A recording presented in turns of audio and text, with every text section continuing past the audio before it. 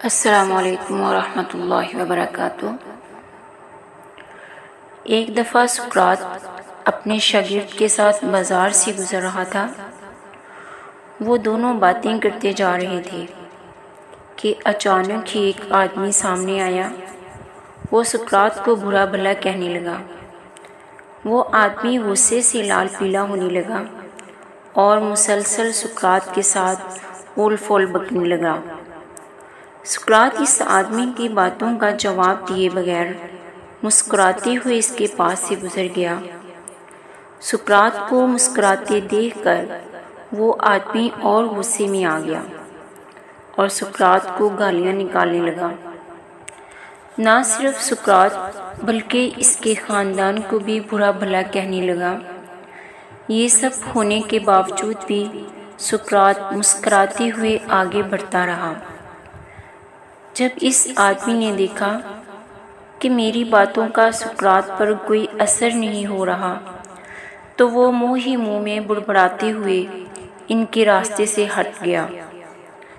اس آدمی کے جاتے ہی شاگرد نے سقراط سے پوچھا کہ آپ نے اس آدمی کی باتوں کا جواب کیوں نہیں دیا، اور تو اور آپ مسکراتے رہے؟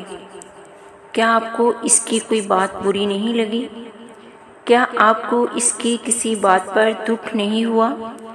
سقراط نے شاگرد کی طرف ایک نظر دیکھا لیکن اس کی بات کا جواب دیے بغیر اسے اپنے پیچھے آنے کا اشارہ کیا۔ شاگرد خاموشی سے اس کے پیچھے چلنے لگا۔ وہ دونوں چلتے چلتے سقراط کے گھر تک پہنچ گئے۔ شاگرد کو باہر رکنے کا اشارہ کر کے سقراط اندر چلا گیا۔ تھوڑی دیر بعد وہ واپس آیا تو اس کے ہاتھ میں ایک میلا سا بدبودار ٹاول اور کچھ کپڑے تھے جو لگتا ہے کسی کچرے کے ڈرم سے نکالے گئے تھے۔ سقراط نے وہ ٹاول اپنے شاگرد کے ہاتھ میں تھمایا اور بولا، یہ لو، اس سے اپنا ہاتھ اور منہ صاف کر لو اور یہ کپڑے پہن لو۔ ان کپڑوں سے انتہائی گندی بو آ رہی تھی۔ شاگرد نے انہیں ہاتھ میں لیتے ہی دور پھینک دیا۔ میں انہیں کیسے پہن سکتا ہوں؟ یہ تو انتہائی گندے اور بدبودار ہیں۔ سقراط نے کہا، جس طرح تم ان میلے بدبودار کپڑوں کو قبول نہیں کر سکتے، بالکل اسی طرح میں بھی کسی کے بدبودار الفاظ کو کیوں قبول کروں؟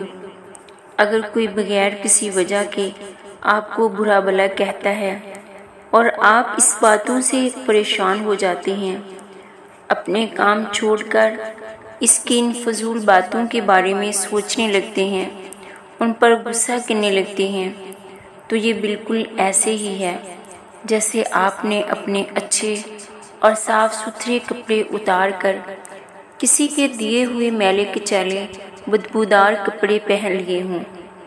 اکثر ایسا ہوتا ہے کہ ہم بڑے اچھے موڈ میں ہوتے ہیں، کہیں جا رہے ہوتے ہیں، گاڑی ڈرائیو کر رہے ہوتے ہیں اور کوئی بلا وجہ ہی ہم سے جھگڑ پڑتا ہے اور ہم اس کی وجہ سے اپنا موڈ خراب کر لیتے ہیں، اپنا دن خراب کر لیتے ہیں۔